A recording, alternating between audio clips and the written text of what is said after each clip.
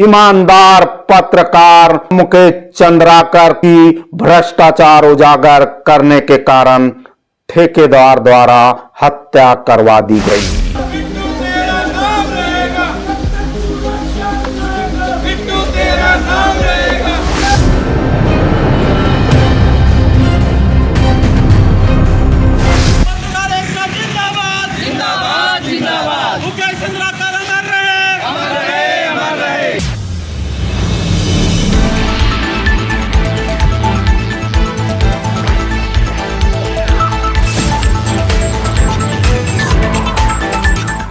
नमस्कार, आप देखना शुरू कर चुके हैं न्यूज आप तक छत्तीसगढ़। कल हमने अपने चैनल के माध्यम से आपको एक खबर दिखाई थी। वह खबर यह थी कि बस्तर के जाबाज, साहसी और निडर, निर्भीक, निष्पक्ष, ईमानदार पत्रकार मुकेश चंद्राकर की भ्रष्टाचार उजागर करने के कारण ठेकेदार द्वारा हत्या करवा दी गई।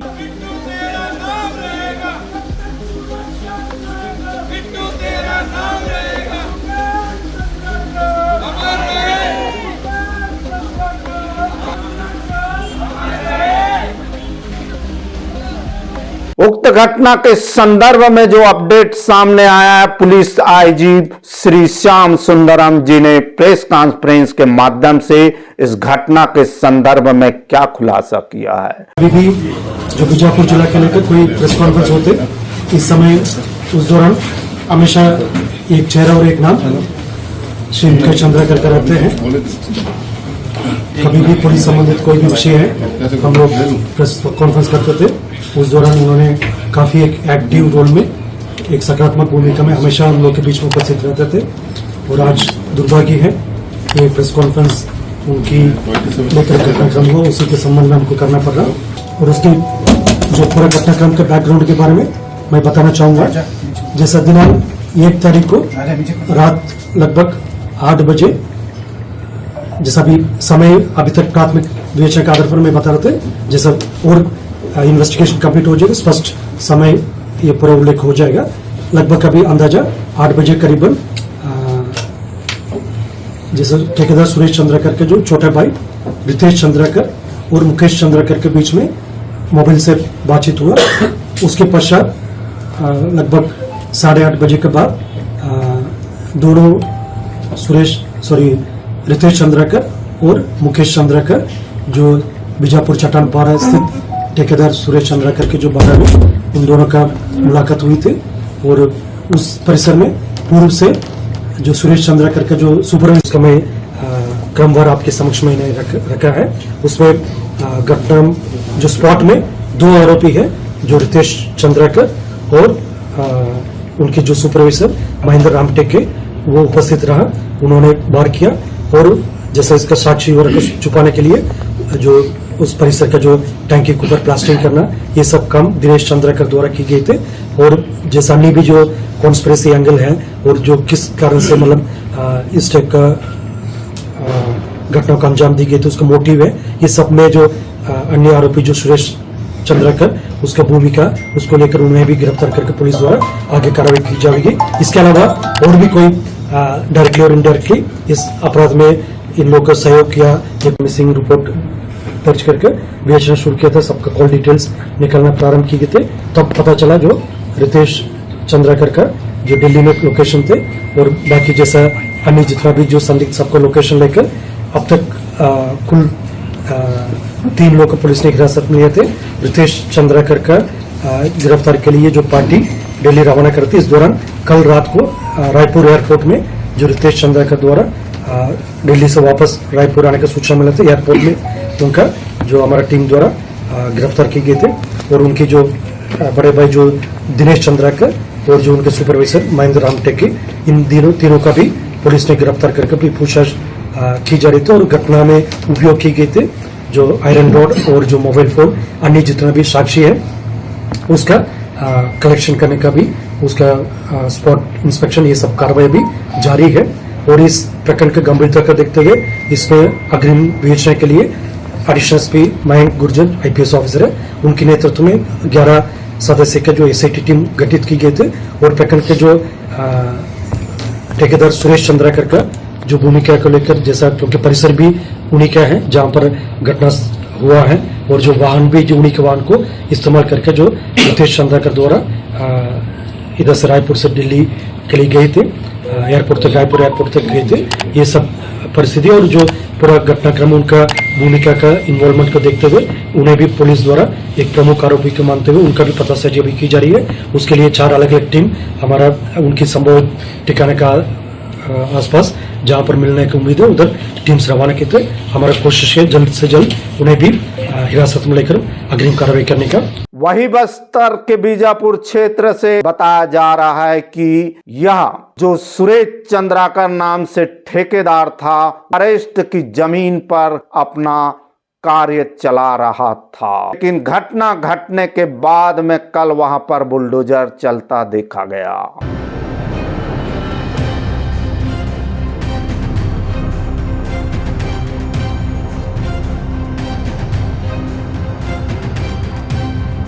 इस घटना को लेकर देश प्रदेश में सभी तरफ आक्रोश निर्मित है। इसी विरोध को लेकर कल दुर्ग जिले में एक कैंडल मार्च और मुकेश चंद्राकर को श्रद्धांजलि अर्पित करते हुए दुर्ग जिले के पत्रकार और मीडिया कर्मी इकट्ठा होकर उन्हें श्रद्धा सुमन अर्पित करते हुए एक ज्ञापन भी सौंपा गया।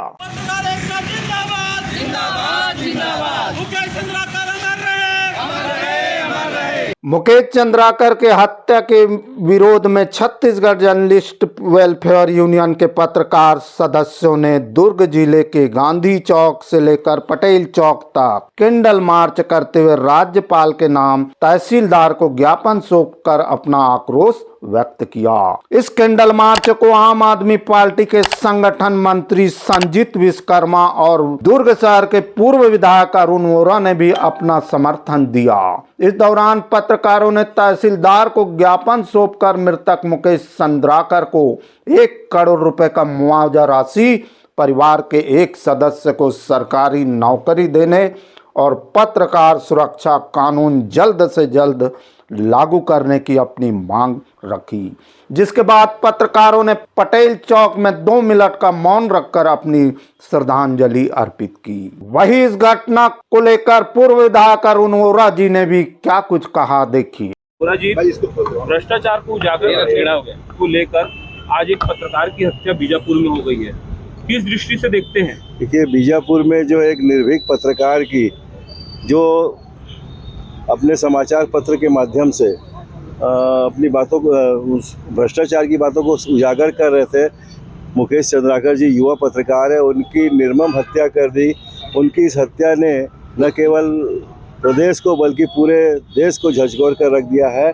सभी पत्रकार जगत की ये मांग है और प्रदेश देशवासियों की मांग है कि सरकार को भी अब जिस तरीके से जनता और पत्रकार जो झकझोर दिए गए हैं, वैसे वो भी झकझोरी जाए, ताकि वो इस बात को समझें कि पत्रकार कितना महत्वपूर्ण होता है, चौथा स्तंभ होता है, जो लोगों को बीच अपनी बातों को रखता है और निर्भीकता से पत्रकारिता करता है। और उसकी जो हत्या हुई है, जब उन्होंने भ्रष्टाचार के मामले को उजागर किया, उसकी जितनी निंदा भर्त्सना की जाए, मैं समझता हूँ कम है। न केवल उसकी हत्या की गई बल्कि सेप्टिक टैंक में डाला गया, 3 दिन के बाद उसकी लाश मिली। ये बहुत ही दुखद है। उस परिवार पे क्या बीत रही होगी, ये सरकार को सोचना चाहिए, राज्य सरकार को और केंद्र सरकार को। पत्रकार बहुत मेहनत करते हैं और श्रमजीवी कहलाते हैं, श्रम के आधार पर वो अपना काम करते हैं। पत्रकारिता के लिए एक सुरक्षा अधिनियम कानून लागू किया जाना चाहिए, उनकी पूरी सुरक्षा हो, ताकि इस तरह की घटना आने वाले समय में घटित न हो। उनके परिवार को मुआवजा दिया जाए, बल्कि जो मांग चल रही है 1 करोड़ के दिया, 1 करोड़ से नहीं होता, लेकिन उनके परिवार के सदस्य को रोजगार देना चाहिए, अच्छा स्थान देना चाहिए, क्योंकि पत्रकार चौथा स्तंभ होता है, बहुत महत्वपूर्ण होता है। मैं, हमारे जितने पत्रकार साथी जो यहाँ पर आज यहाँ पर सब शोकाकुल है, शोकमग्न है कि इस युवा पत्रकार की हत्या हुई, तो हम ये मांग करते हैं कि जिन्होंने हत्या की है उस पर कड़ी से कड़ी कार्रवाई की जाए, उन्हें किसी भी कीमत पे बख्शा न जाए। वही आम आदमी पार्टी की ओर से संजीत विश्वकर्मा जी भी उपस्थित थे, जो संगठन मंत्री है। उन्होंने भी क्या कुछ कहा, देखिए। की हत्या हुई है, क्या कहना चाहेंगे? देखिए, ये जो हत्या है बहुत ही निंदनीय है और जैसा कि हम पिछले 1 वर्ष से लगातार भारतीय जनता पार्टी के शासनकाल में देख रहे हैं, लगातार अपराध बढ़ रहा है और जिस तरह से पत्रकारों के साथ इस तरह का दुर्व्यवहार होना सरकार की नाकामी को दर्शाती है, यहाँ की कानून व्यवस्था को दर्शाती है। यहाँ की कानून व्यवस्था इतनी चरमरा गई है कि अगर कोई पत्रकार जो कि देश के लोकतंत्र का चौथा स्तंभ कहे जाते हैं, अगर वो अपनी जिम्मेदारी को निभाते हुए जनहित की बात करते हैं और जो भ्रष्टाचार के मुद्दे हैं उनको लेकर जनता के सामने लाते हैं, तो उन्हें इस तरह का उनके साथ कृत्य किया जाना, उसकी हत्या कर उसे किसी सेफ्टी टैंक या फिर गटर जैसे उसमें बंद करके रखने वाले ठेकेदारों को खुली छूट दे रखी है इस सरकार ने। हम इसकी घोर निंदा करते हैं और हम पत्रकार साथियों के इस जो श्रद्धांजलि के कार्यक्रम में है हम उनके साथ हैं, उनके पत्रकारों के सुरक्षा कानून की भी मांग करते हैं और जो ये कृत्य जिनके द्वारा किया गया है उनके लिए भी हम फांसी की मांग करते हैं कि ताकि उन्हें भी फांसी देकर देश के सामने और राज्य के सामने एक उदाहरण पेश किया जाए, ताकि ऐसा कृत्य करने से कोई भी डरे और पत्रकारों को एक जो उनका अधिकार है उसके अधिकार के तहत काम करने का मौका लगे। तो कहीं नहीं मतलब पत्रकार सुरक्षा अधिनियम की मांग लंबे समय से की जा रही है, राज्य सरकार या केंद्र सरकार की इसमें मंशा साफ नजर नहीं आ रही, क्या कहते हैं? देखिए, कांग्रेस की सरकार, भाजपा की सरकार, दोनों की सरकारें हमने देखी हैं, इनकी मंशा तो बिल्कुल क्लियर नहीं है।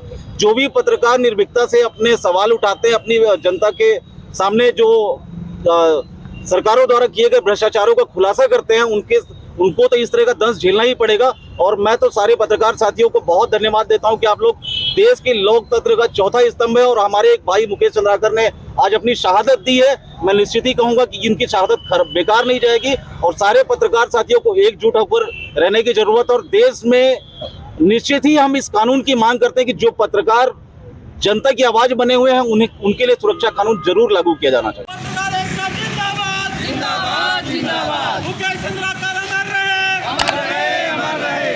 विजय लक्ष्मी चौहान, संयुक्त सचिव छत्तीसगढ़ जर्नलिस्ट वेलफेयर यूनियन, इन्होंने भी क्या कुछ कहा।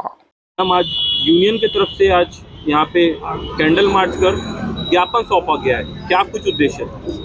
छत्तीसगढ़ जर्नलिस्ट वेलफेयर यूनियन के तत्वाधान में पूरे छत्तीसगढ़ के हर जिला में आज इस तरह का कैंडल मार्च निकालकर भाई मुकेश चंद्राकर के साथ जो निर्मम हत्या हुई है उस पर कड़ी निंदा करते हुए उनके परिवार को 1 करोड़ देने के मुआवजा और उनके परिवार के सदस्य को कोई ना कोई ऐसे सरकारी नौकरी देना चाहिए जिस तरह से उसके परिवार की जो क्षति हुई है उसको पूरा, हालांकि नहीं किया जा सकता लेकिन समय का डिमांड है। लेकिन मैं आज सरकार से ये पूछना चाह रही हूँ कि चौथा स्तंभ कह देना कितना आसान होता है। क्या पत्रकार अपनी बातों को, अपने हो रही भ्रष्टाचारों को क्या जनता के सामने नहीं ला सकते हैं? अगर ला रहे हैं तो क्या उनकी सजा मौत हो रही है? आज आप देख रहे हैं लगातार जो है अगर एक पत्रकार अगर अपनी बातों को निर्भीकता के साथ अगर जनता के सामने रखना चाहती है तो उसके ऊपर या तो FIR हो रहा है, झूठे कानून लग रहा है, या तो फिर ना जाने किस तरह से उसके पत्रकारों के साथ कितनी तरह से षड्यंत्र हो रहा है। तो क्या कानून को नहीं दिख रहा है? और जिस तरह से मुकेश चंद्राकर के आज 3री दिन हो गई है हत्या होने के बाद, उनको जो अभी तक उनका जो बॉडी मिला है, कितनी शर्म की बात है कि एक पत्रकार की जो बॉडी है वो कहाँ मिलता है। मैं बारंबार निंदा कर रही हूँ कि पत्रकार की जो शव जो मिल रहा है सेप्टिक टैंक में मिल रहा है। आज एक मुकेश चंद्राकर गए हैं, अगर हम एकता नहीं दिखाए तो आज मुकेश चंद्राकर के जगह में हम भी हो सकते हैं, हमारा परिवार भी वो चीज़ देखेगा जो मुकेश चंद्राकर के परिवार देख रहे हैं। बार बार मैं इसी बात को बोल रही हूँ कि चाहे कानून व्यवस्था किसी की भी हो, आप इस कानून को बताने की जरूरत पड़ेगी कि कानून से बड़ा कोई नहीं है। और जो राजनेता बन के जो राजनीति कर रहे हैं उनको बार बार इस चीज़ को समझना पड़ेगा कि पत्रकार की भी जिंदगी है, पत्रकार का भी घर होता है। उनको भी लगता है जब वो सुबह निकले तो शाम को घर आए कि नहीं है, ये सारी चीज़ें उनके अंदर भी डर सा भय रहता है। लेकिन संरक्षण मिल रहा है। आप देखिए 3 दिन हो गया है, अभी तक उस पर कार्रवाई नहीं हुई, तो आप समझ सकते हैं कि कानून व्यवस्था कितनी ढीली और लचीली हो गई है। प्रदेश संयुक्त सचिव होने के नाते मैं प्रशासन से मांग करना चाहती हूँ पूरी यूनियन के तरफ से कि ऐसे हत्यारे जिनको साथ देने वाले उनको भी हत्यारे की कैटेगरी में रखें और उनके ऊपर जो कड़ी कार्रवाई जल्द से जल्द करें। और मुकेश चंद्राकर जी, हम आपके इस जिस तरह से आपकी हत्या हुई इस पर हम शर्मिंदा है और घोर निंदा करते हैं। और 2 मांग जो है यूनियन की तरफ से उनके परिवार के लिए किया गया है। शासन से निवेदन है कि इस पर अपनी प्रतिक्रिया जल्द से जल्द दिखाए और जो पत्रकार सुरक्षा कानून नियम की जो वादे किए हैं उसको सत्यता पर लाए। आधारित बोलने हवा हवाई में बात नहीं होती है।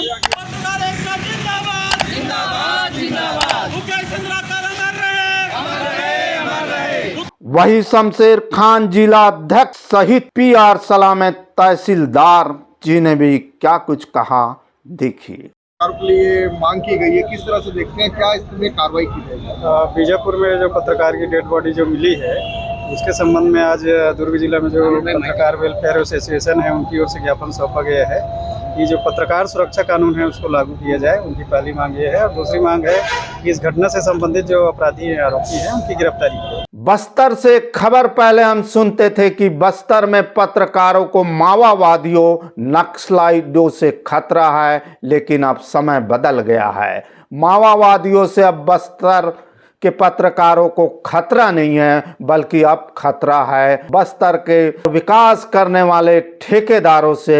लगता है पत्रकारों को खतरा हो गया है, क्योंकि यदि उनकी काली करतूतों और भ्रष्टाचार को यदि कोई उजागर करेगा तो इस प्रकार से अब घटना होने की अब देखना है कि पुलिस प्रशासन और सरकार पत्रकारों के पक्ष में क्या कुछ फैसले लेती है। यह आने वाला कल बताएगा और अपराधी कब तक पकड़ आते हैं और अपराधियों के प्रति क्या प्रक्रिया होगी, यह भी आने वाला कल बताएगा।